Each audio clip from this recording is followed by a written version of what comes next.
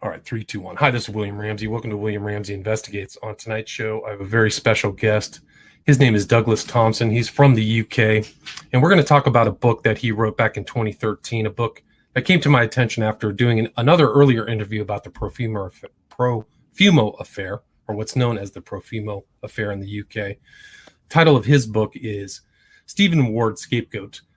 The subtitle is They All Loved Him, but when it went wrong, they killed him. And Mr. Thompson's also a prolific writer. He has a number of other books. He just published a book this year titled The Spitfire Girl, An Extraordinary Tale of Courage in World War II. Also, another title is The Hustlers, Gambling, Greed, and the Perfect Con, published 2012. Secrets and Lies, The Trials of Christine Keeler from 2014, which overlaps with the subject matter of this book. And then another is No Handcuffs, The Final Word on My War with the Craze, The Friends of Eddie Richardson, which was last year, 2019. So, again, this book is about Stephen Ward that ties into the Profumo affair. And if anybody has any questions who's listening out there, please just reserve them for, half an hour, 45 minutes before we kind of get through the preliminaries of the book. But Mr. Thompson, thank you for joining us. If you can tell people who may not be familiar with your background, can you talk about yourself and what led you to write this book? Well, strangely enough, it began in America. I was a correspondent in Los Angeles for 20 years, and did a lot, because of the time I was there, I did a lot of Hollywood interviews, and I did a few Hollywood books.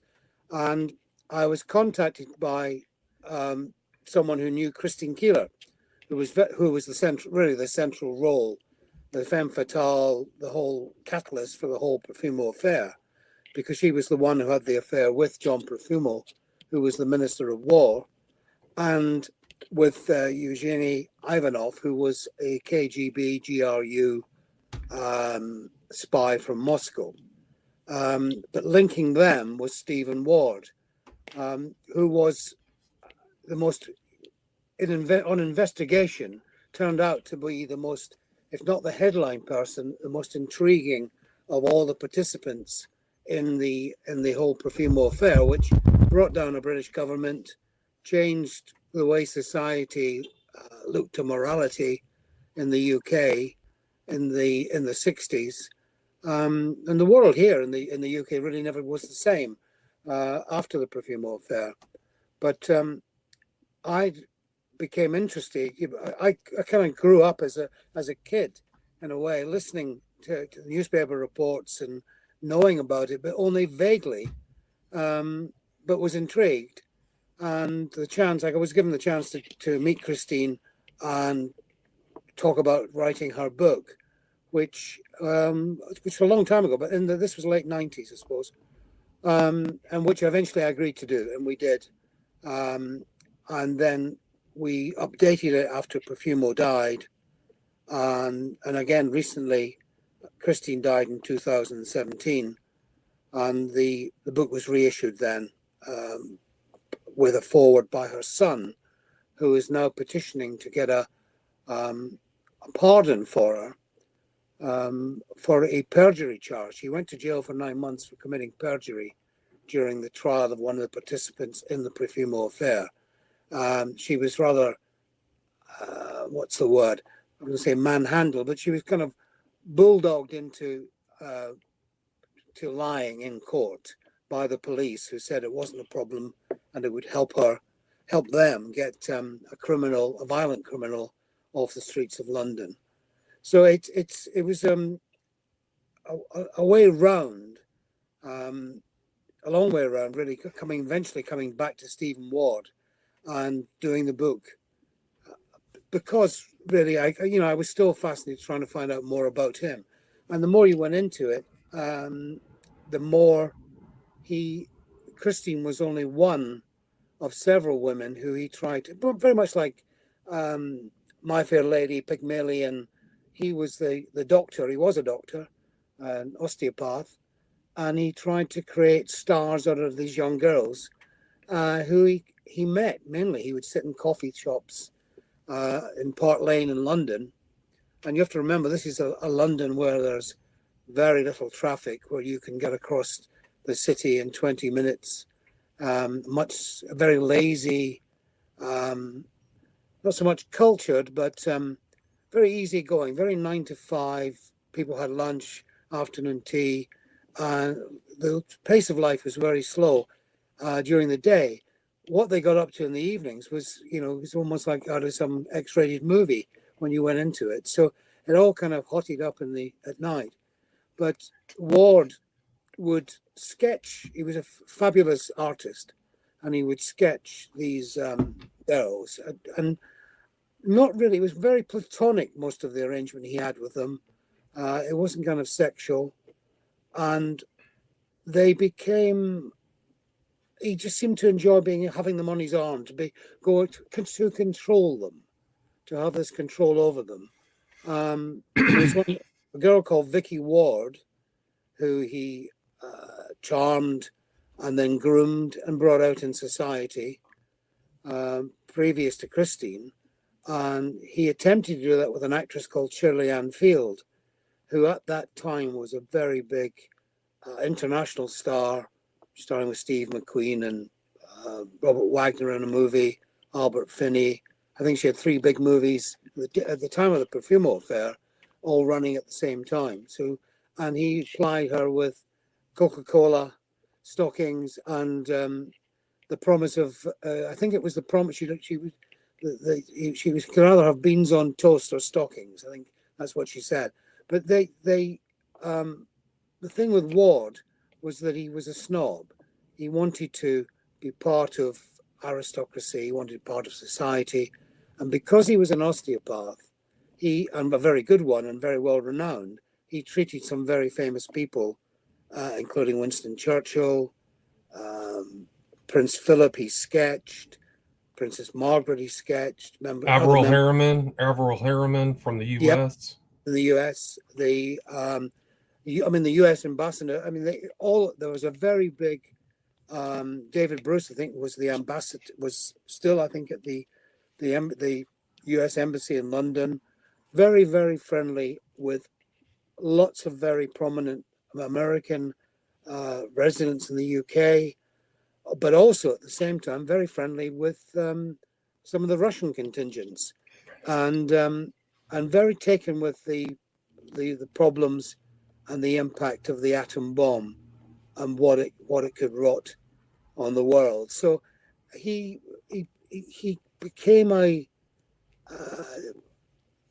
I suppose his sympathies were kind of saving the world, but because of the connections he had, it leaked into security, war offices, and a very, very messy outcome later on.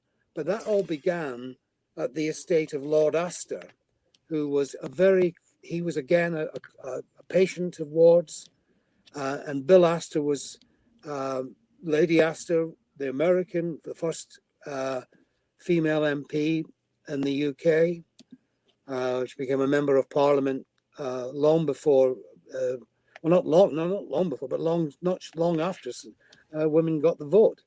So she was the Cliveden set was a very influential set of people. And Stephen Ward, through Bill Astor, Lady Astor's son, who inherited everything, had a cottage on the grounds, and he used to go there every free time he had, but mainly at weekends. In these days, it would have been about a half-hour, 40-minute drive from his consulting rooms in Wimpole Street in central London out to the countryside. And he took friends with him, including the girls he met, who he introduced to people like Bill Astor. And Bill Astor was someone who liked to, shall we say, frolic with the young girls. There was sort of romantic intrigues there.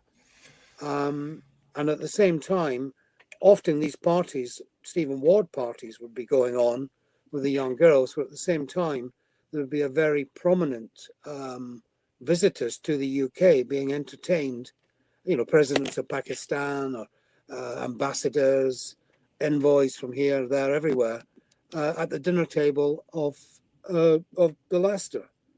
And it was on one of these occasions in July 1961. And this is where the perfume affair does get a little bit confusing because of the time frame, because the actuality of the affair and the public and the kind of public knowledge of it, there is a 2-year time gap.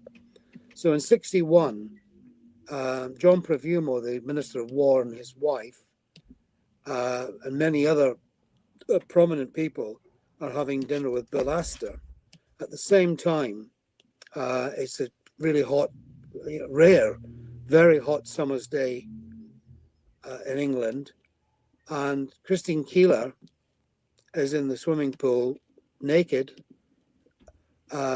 Stephen Ward is sitting there laughing, joking, whatever, by the side of the pool, when Profumo, with Bill Astor and their wives, walk through the grounds, hear the laughing, and investigate to see who it is. And that's the first time John Profumo encounters Christine, and she's introduced, hurriedly putting a towel around herself, by Stephen Ward to John Profumo. The next day, Eugene Ivanov, who works out of the Russian embassy in London, is invited by Stephen Ward to visit him at Cliveden. So on that Saturday, you've got the Minister of War of the UK, a KGB GRU agent of the Russians, Stephen Ward and assorted other people, basically having a sunbathing, swimming by the pool. And that's really where the connection takes place between Christine and Ivanov and Profumo and Christine. So the triangle is there then. And that evening, Christine has sex with Ivanov.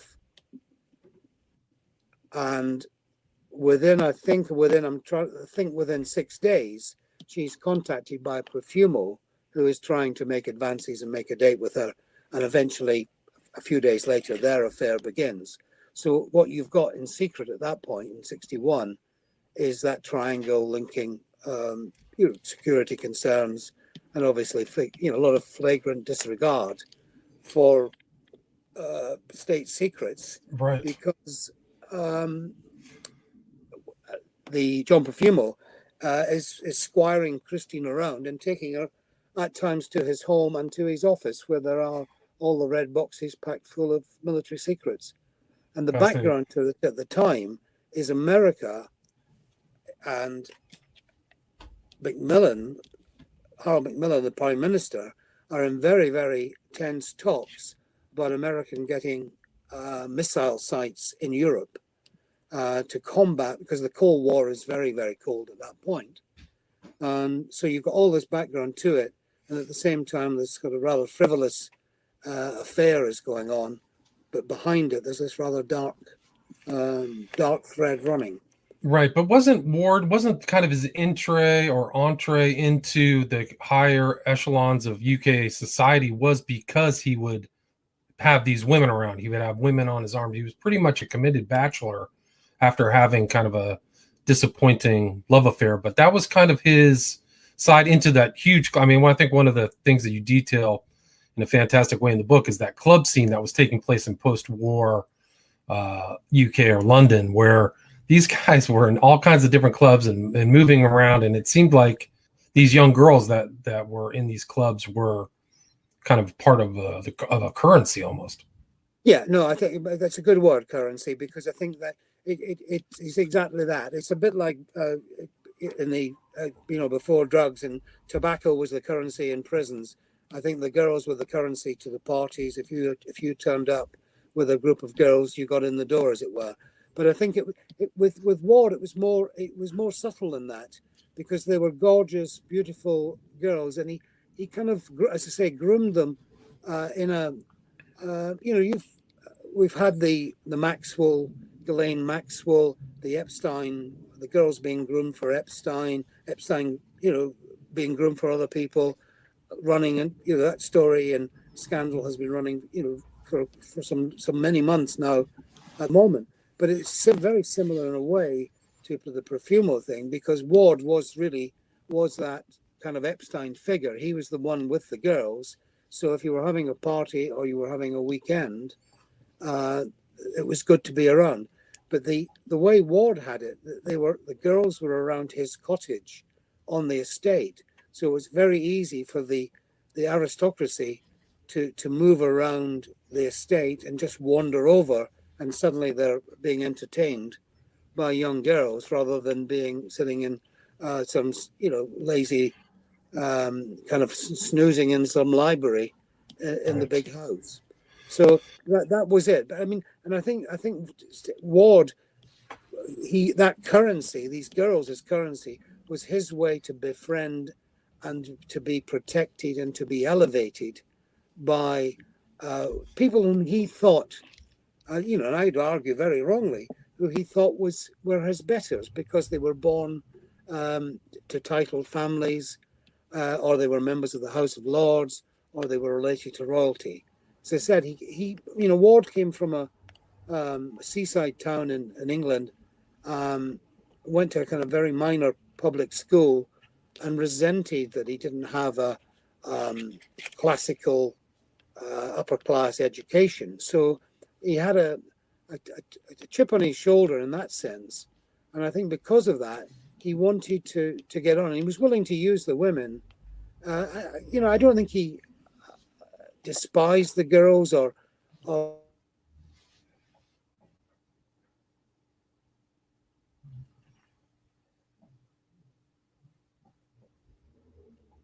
Still there? I think I lost you.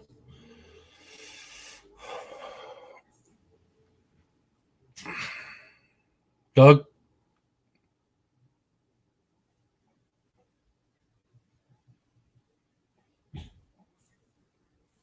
I don't know. Let's see what happened.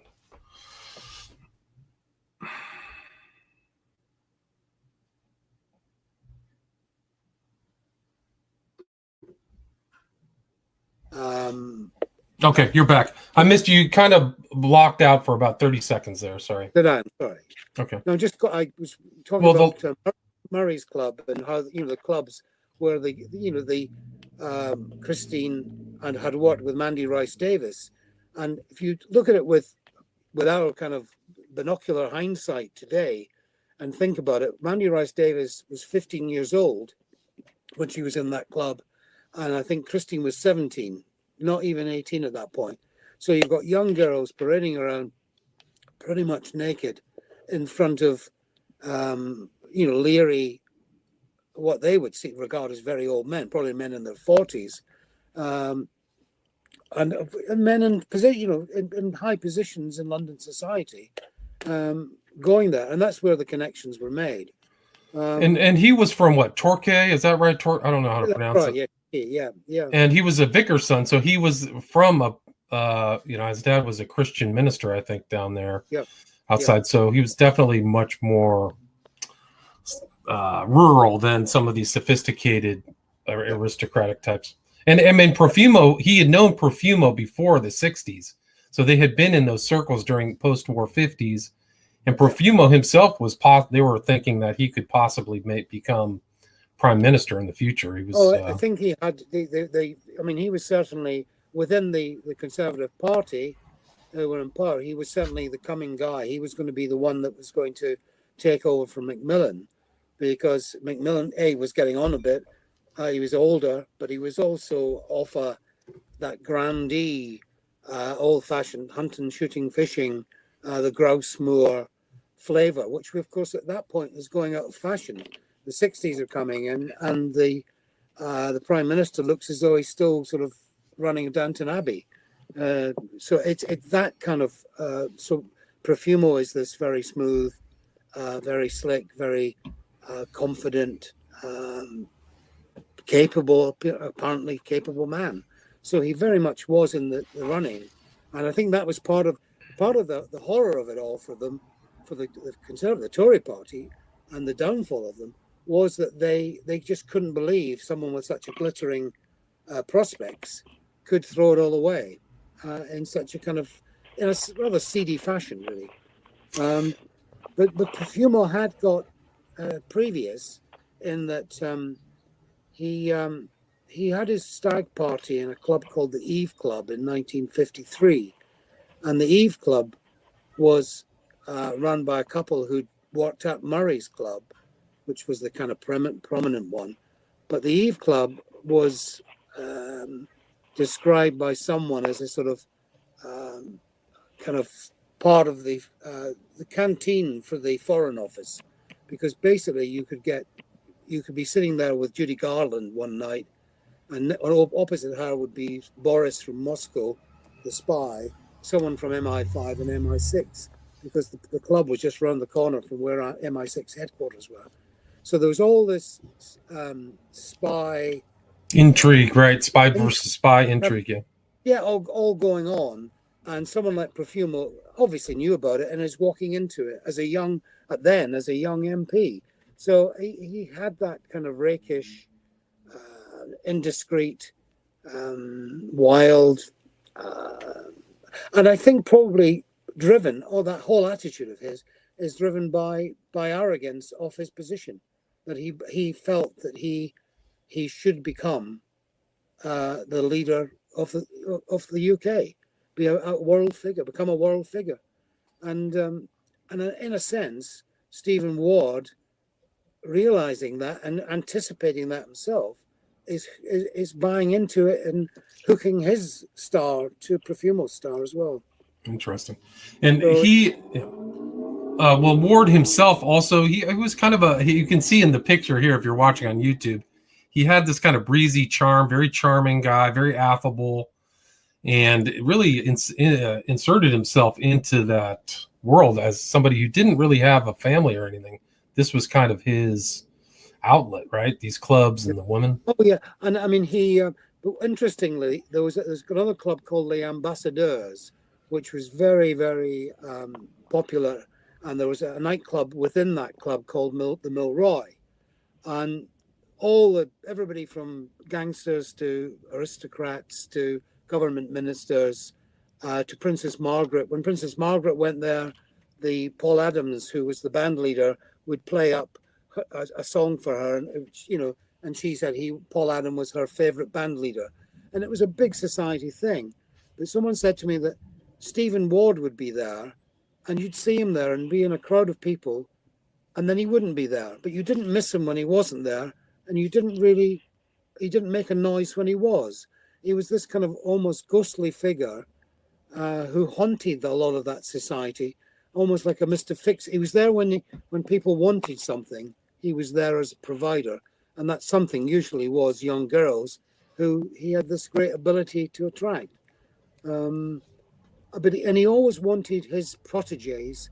Shirley Ann Field told me that she was dating an actor, and who was pretty much falling in love with this actor, and Ward, who had was friendly with her, said, "Oh no, you must meet the Duke of so and so." He wanted to marry her off, and so she would become the Duchess of something, because he thought this was the epitome of achievement. With more, a woman couldn't do any better than become a duchess or a princess. The fact that she didn't want to do that didn't matter, and so it was a kind of he lived a kind of fantasy life, or he lived it out. I mean, it wasn't fantasy. He made reality of how he wanted things to be, and then of course it all comes crashing down, right? Because people are they don't always play the story the way you've written it. But he had other women before Keeler, so there was a string of women that led up to Keeler. Keeler ends up in Cliveden at the cottage. Mm-hmm. Profumo, Astor. Then what happens next after 61? The affair with John Profumo goes on for a year or so.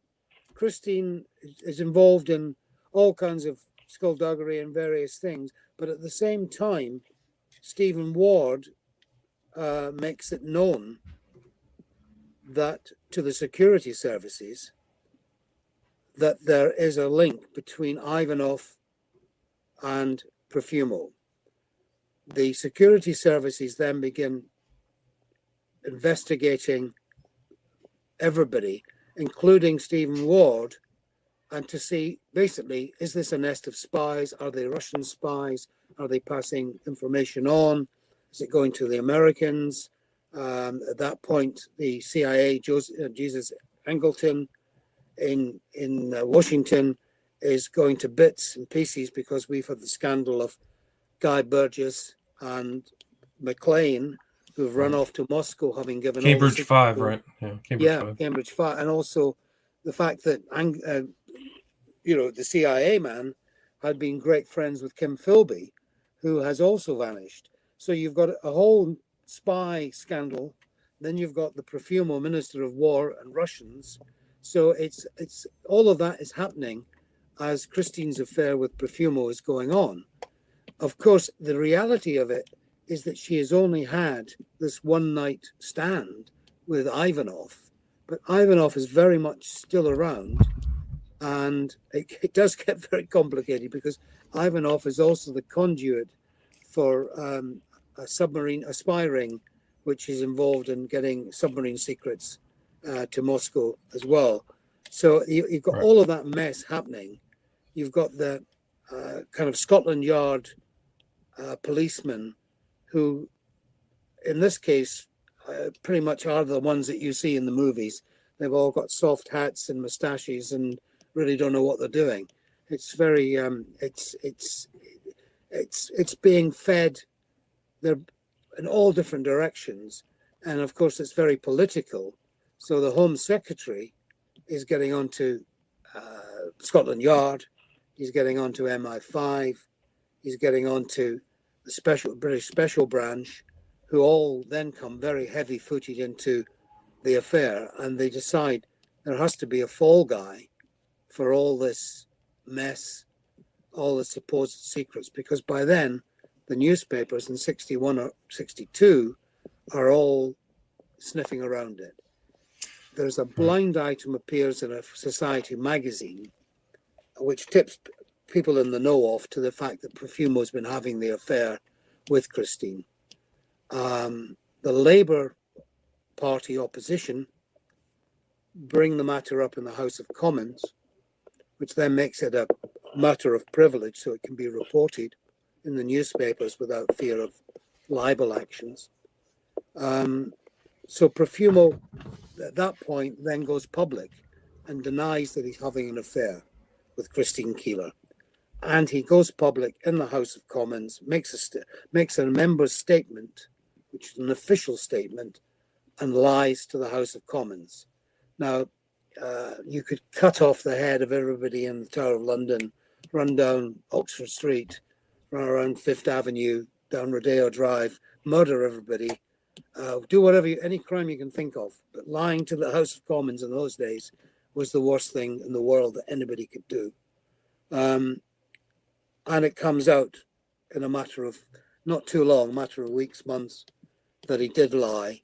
And that's when the whole story explodes, which is the 2-year gap between the 61 and the beginning of the affair in the summer of 63, when the whole story blows up and Profumo resigns, and the spy chasing really gets very heated up.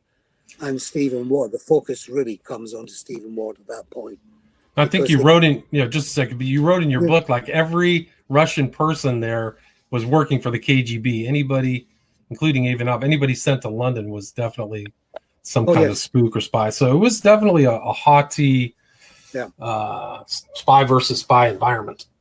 Yeah, I mean, it was, at that time, the FBI had offices in London, and that was the only time they ever had offices outside of the US, I think, was at that time. It was because there was so much going on and back and forth, and because of Christine had visited, and Mandy Rice Davis visited New York during this period, between that 2 years. So and there was all kinds of gossip about her and Robert Kennedy, John Kennedy, all of that involvement, and at sex parties at the UN building. So the traffic, the kind of telegram traffic between the FBI, the CIA, MI6, MI5. When you look in all, it's astonishing. An awful lot of it's redacted, but it's all urgent, director's eyes only, all of this stuff. So they were pretty much freaking in Washington and in London, and I probably freaking in Moscow as well. But of course, as I said, the big problem was because of all this finding somewhere to put the missiles in Europe. And at the time, you've got to remember, everybody's wandering around wondering whether this bomb is going to drop on them, and everybody's going to die the next morning. So it's a time when Kennedy's telling people that not to go on holiday, but to dig an air raid shelter in your backyard in America, and much the same here. So it's very tense. I mean, Ward himself was kind of during the Cuban Missile Crisis, he was kind of a back alley or back channel conduit, right? Yeah, he tried. I mean, Ward, because of how he saw himself in society, thought he could work with the security services and approached them and went through Lord Arran, who was a very well thought of government minister. And through him, he tried to basically, he was trying to stop the deployment of missiles, not much the deployment, but the positioning of missiles in Europe, because he was very fearful of the bomb. So he got involved in the dealings, much to the distress of the security services, with the high politics of it all. So I think his position, and at that point, Ivanov, the spy, I think, convinced Ward that he should try and push for this, and I think was working on behalf of Khrushchev's interests. He was being fed by Ivanov a dialogue that he should take to the UK masters that be, that was pretty much edited down from Moscow. So there was a lot of suspicion about Ward, about his motives, by the security people here. But I think in all, when you look at it, I think he was doing it rather naively in what he thought was the best interests of humankind, but at the same time being used as a pawn at the time, would have been very much the biggest enemy going. He kind of had this idea, I mean, you write about it in the book, that he was kind of above the law due to his connections, that he would never be arrested, right? So he would never okay. Can you talk a little bit about that?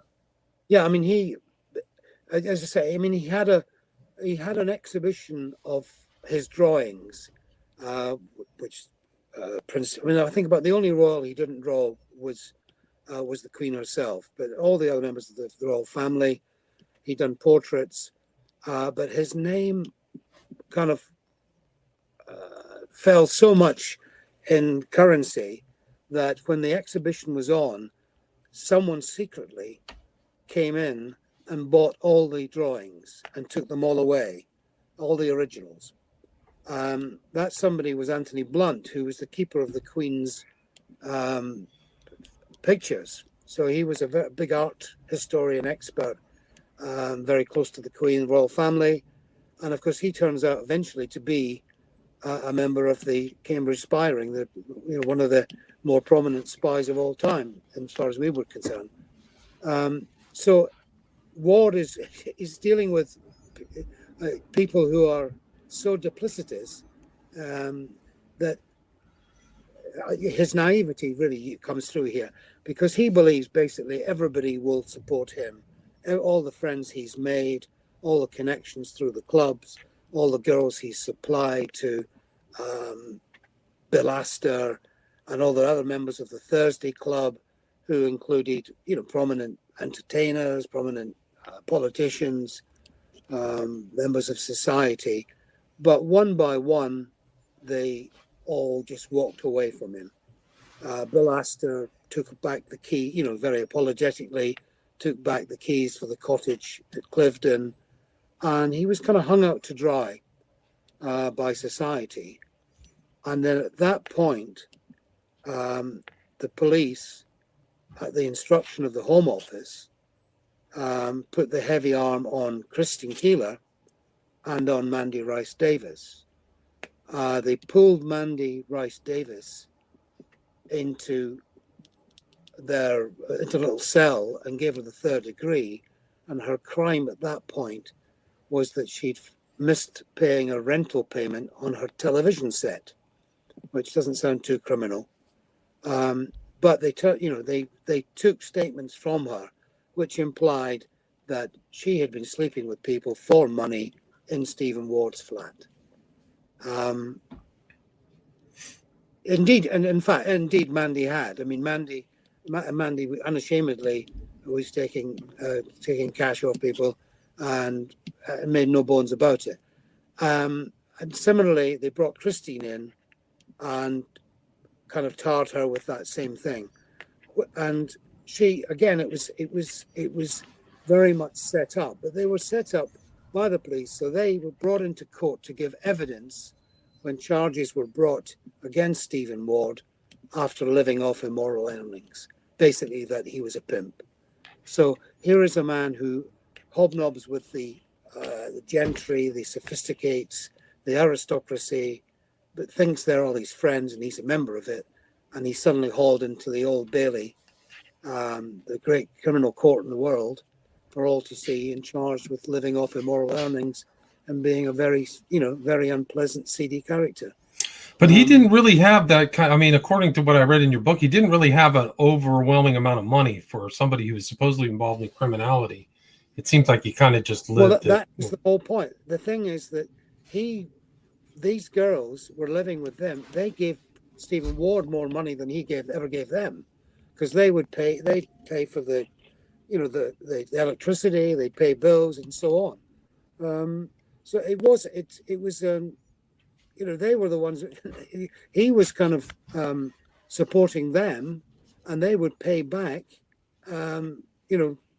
kick in towards the bill for this or that. There certainly wasn't any, lavish amounts of money that he was making out, or he wasn't making money out of the girls. There's no question of it. But it was a charge that they could certainly parade. And what they did was, because Stephen Ward had involved himself with all these other women and set them up, and many of them were prostitutes, and there had been situations where he'd introduced them to other people purely on a convenience, as a favor, not for any profit.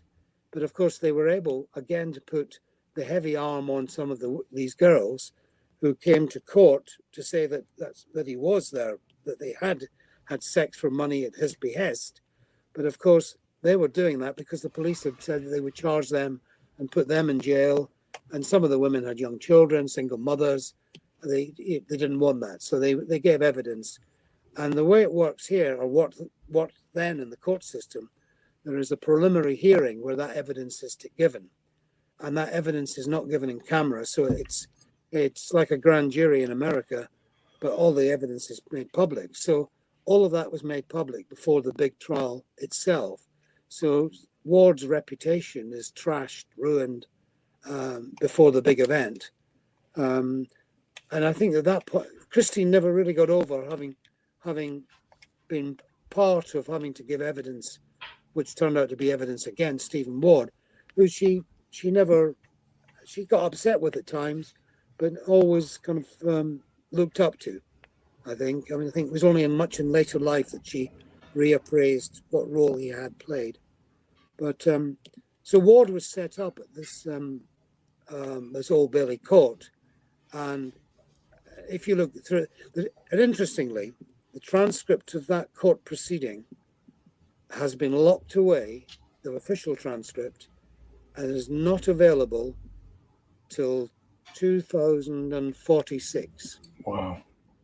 And if you go to the archive, as I've done, as many people have done, and you try and find out files pertaining to the Profumo affair, but mainly pertaining to Stephen Ward and the Ward case and Ward's involvement, the involvement of MI5, the FBI, CIA, and everyone else, I think they added it was locked away for another 100 years in 1974. So unfortunately, I don't think you or I will be around possibly when when the real dirt comes out. So it's astonishing. But Ward himself had to have so much material, dirt, or whatever you call it, compromat or whatever on all of the elites there. So they were probably very nervous people when he got arrested. There was all of that. There was a lot of burglaries. There was a lot of subsequently Ivanov, who suddenly vanished from here and went back to Moscow. He died suspiciously, but apparently the rumor had it. I mean, I went to Moscow to try and find it, and supposedly somewhere in Moscow or in Russia is this compromat, this compromising photographs of famous people, famous people in history now, in compromising situations, and documents going way, way back, and that is either has been destroyed, or it's in a file of a friend of mine in Moscow took me to there's a building in the center, which is the new kind of filing system for the Kremlin, and it's supposedly somewhere in that building on the 29th floor there is all these documents. But all those documents. But there's a couple parts in your book where people had double-sided mirrors. There were listening booths at the back of some of these clubs. So who was compiling that information? I don't know, but it seems like there was definitely people trying to keep tabs on. I think there's a lot of, I mean, whether it was all spooks and spies doing it, whether you had often it was purely from kind of entertainment value, the see-through minute, the kind of orgy type things that happened. A lot of that. Strangely enough, there's never been any hint of filming. It all seems to talk of still pictures, which is strange. You would have thought that there would have been some sort of filming or film of the events, and that doesn't seem to have. Well, if it did, the film has certainly disappeared. But both Stephen Ward's consulting rooms in Wimpole Mews and his and the cottage when he was still there were both burglarized a couple of times, and there were photographs and things taken away. Christine certainly, she lost photographs and letters, mainly letters between her and Profumo, that Profumo had written notes to her. Only one was left, and several others were all stolen, vanished. Gotcha. Burned. Do you think when Blunt bought Ward's artistic repository, do you think that was a part of a cover-up? That was the intent, is to keep all the stuff he was taking pictures of? Because he was always sketching people, the girls and famous people. Yeah. And I mean, there's pictures. I mean, I've got a couple of sketches here that, he did Christine, Mandy Rice Davis. There's an old rogue called Dandy Kim, very nice man, but a real rogue, and he had a lot of the pictures and trying to sell them. So these things, they still have that value, but I think that Blunt's, whether he acted for the royal family knowingly, but for them to take away the pictures, at the exhibition, the drawings of the royal family, or whether he thought that would bring him kudos with the royal family, we don't know. In the Crown television series, which I can't remember now whether it's series 2 or series 3, the Profumo affair is pretty much mentioned in it, and they make it up as they go along, and they have Blunt and Prince Philip talking to each other, because the inference was that Philip, because he knew Ward, because he knew a lot of the people involved, that there was some conspiracy involving him. So it goes on. I mean, and of course the story takes on its own legend, its own myth over the years, because like the Crown interpret it one way, and for a new generation, what they see on television becomes the reality. Is what they say, but I think the reality of it is that a lot of very prominent people in British society and also with a big American influx, American links. I mean, Douglas Fairbanks Jr., the actor, um, certainly involved in trying to hush it up. He was certainly involved in sexual shenanigans with Christine and Mandy Rice Davis at the same time with them. There was a menage with them. He was linked into Lord Mountbatten. He was very friendly with Mountbatten.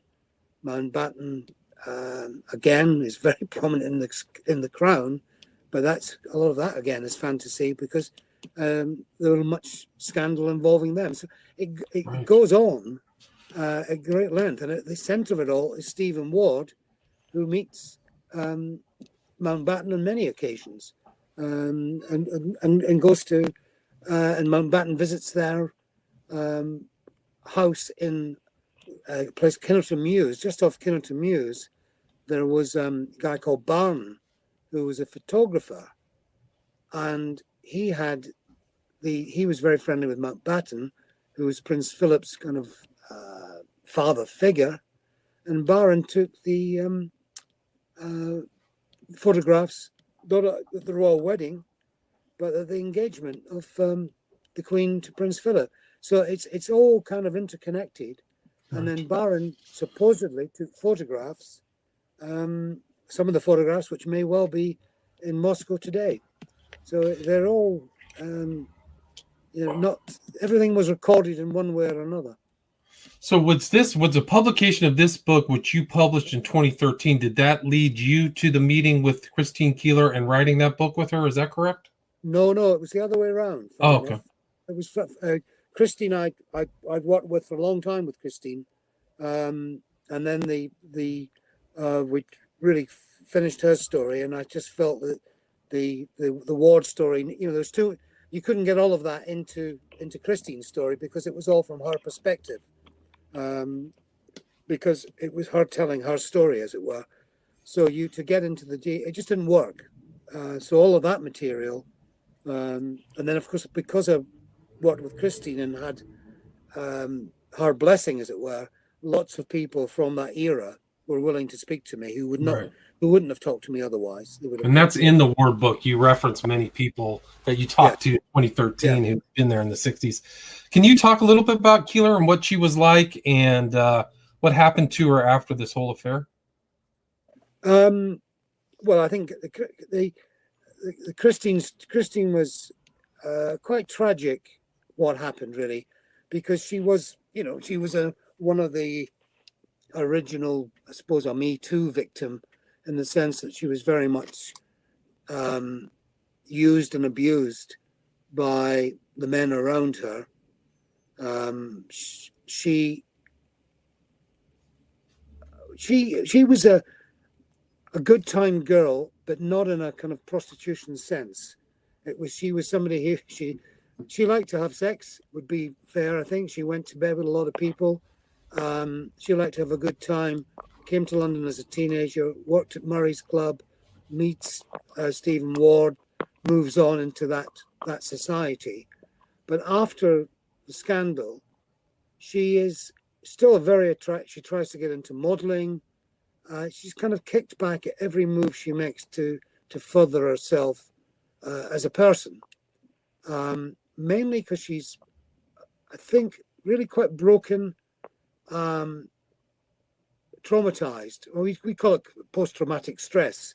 After the trial, she is charged with perjury. She goes to jail for 9 months because of perjury. That perjury charge and the conviction, her son Seymour is at this moment trying to have that overturned. And a barrister here has written a very full argument for it to happen, and I think that's probably going to be going forward in the next few weeks, months, and there's a good chance of succeeding. Christine's life, and I think she had 2 marriages, had 2 sons.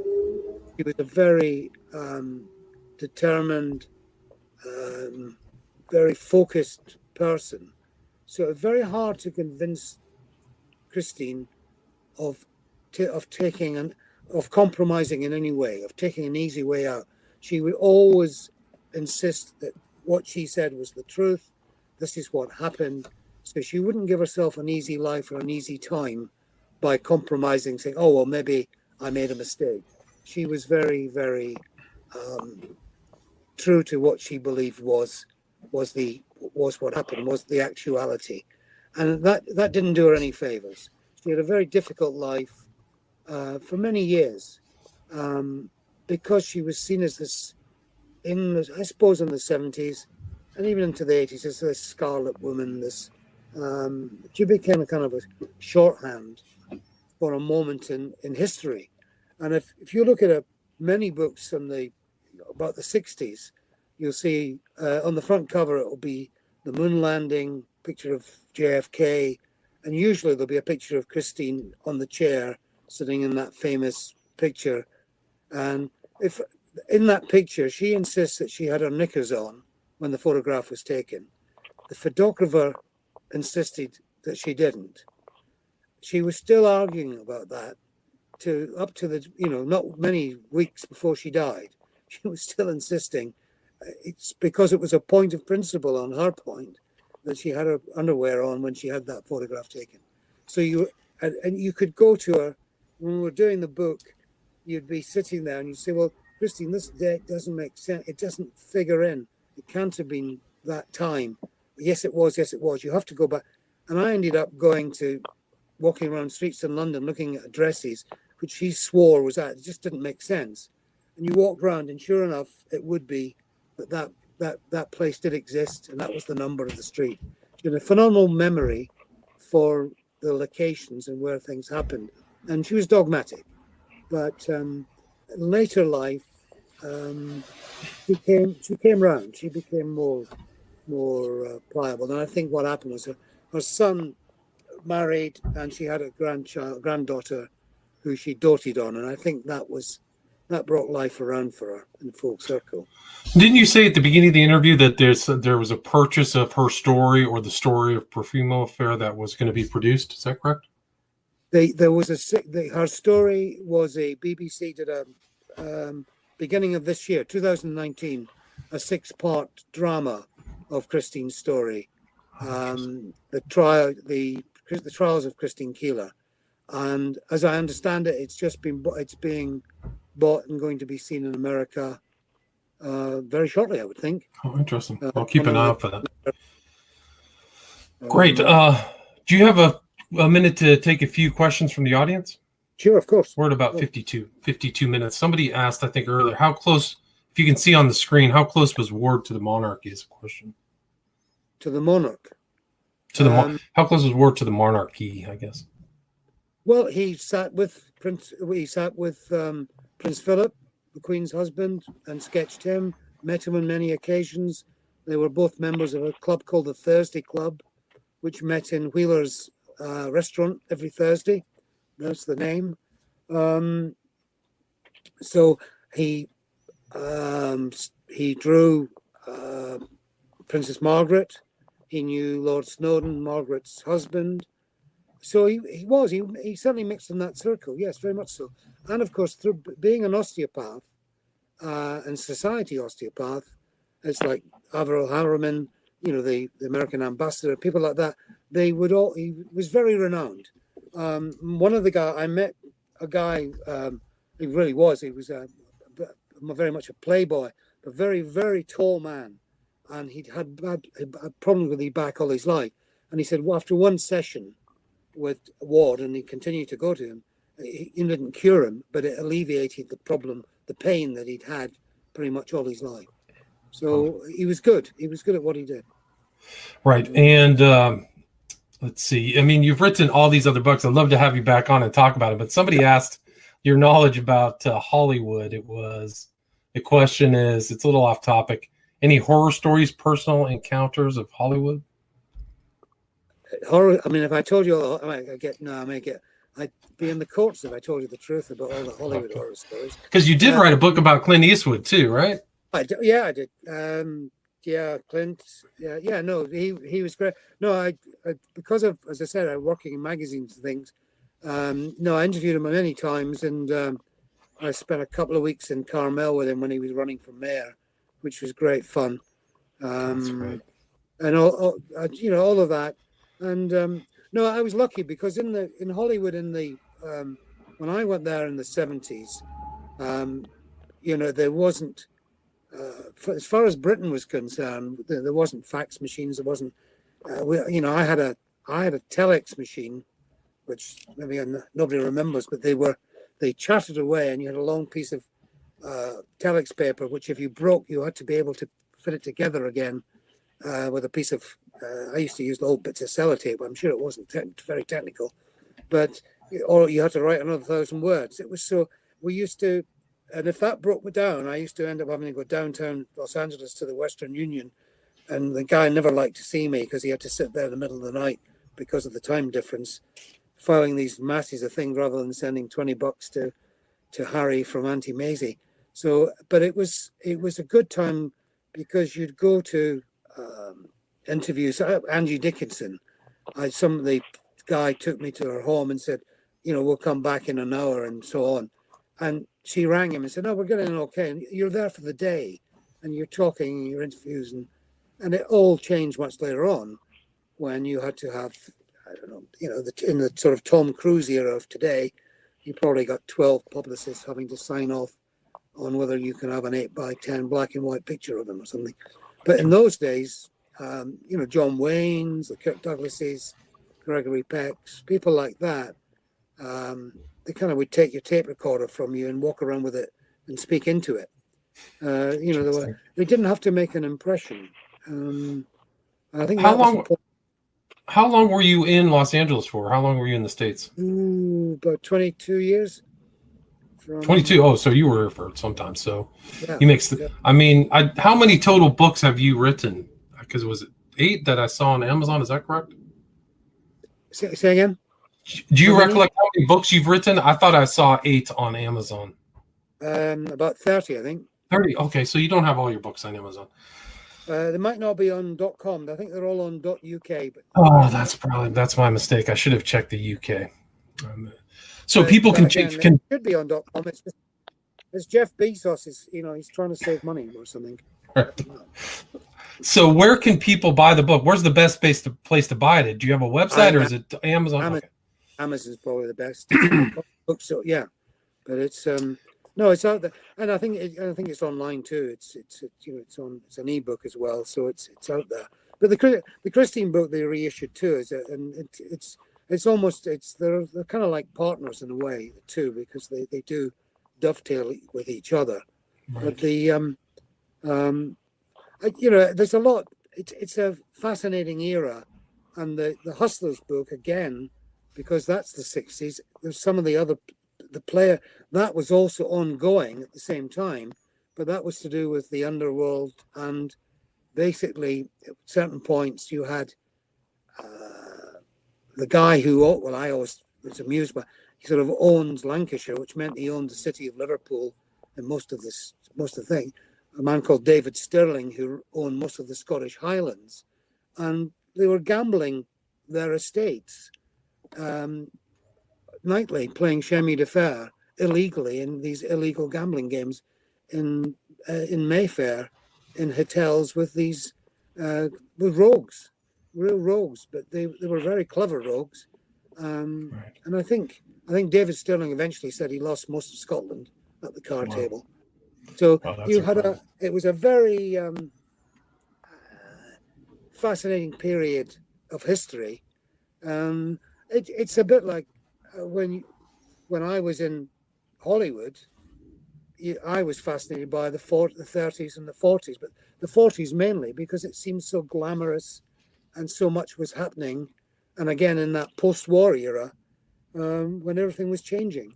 But of course, the characters then, when you're younger and you're living there, they all seem so much more glamorous and more out of this world than today. I mean, I kind of look at prime ministers and presidents today, and you think, yeah, I'm not, they just are. They don't have that kind of charismatic panache or something. Technicolor thing. You don't say, you don't really want to make an appointment to see them. And I always think it's like something like the Eastwood movies. He used to do a movie every 2 or 3 years, and it was an occasion when somebody appeared, when a movie appeared. Like a lot of the older style stars, it was an event, whereas now it's a kind of manufactured event when things happen. But I think it's basically we expect events every 5 minutes in our lives because life's moved to that much higher speed now. Right. And for people who are interested in reaching out to you, do you have social media, website, or email, or do you have anything you'd like to share about contact information? I'm at Dougie Thompson on Twitter. Hey, at Dougie, Dougie Thompson with a P. Great. At Dougie Thompson on Twitter. Great. And is there anything you'd like to add, or any projects or books that are coming up? So the best place to get your books, if you're in the UK, is Amazon UK. So I should have checked that. But yeah. Anything else that you'd like to add? Yeah, and only you look out for the Marlon Monroe book next summer. But can't say that title again. No, it's a book on Marlon Monroe coming out next summer. But that's so you can look forward to that, and a couple of other things. But they're all sort of being written as we speak. So we'll wait and see how they pan out. I think. But the Marlon Monroe one will be. Yeah, I think you probably will want to have me back on for a chat after that one. I think I'd love to talk with you about Hollywood. If you were in LA for 22 years, I bet you've got some great stories. So I think the audience here really loved listening to you talk about your book. Again, the title of that book is Stephen Ward, Scapegoat. They all loved him, but when it went wrong, they killed him. There's tons of information. Mr. Thompson's an excellent writer, gets a lot of details about post-war London that I really enjoyed reading. So thank you so much for sharing your time with us. No, it's lovely. Thank you. I appreciate it. All right. Thanks, Mr. Thompson. Have a great day. End the broadcast.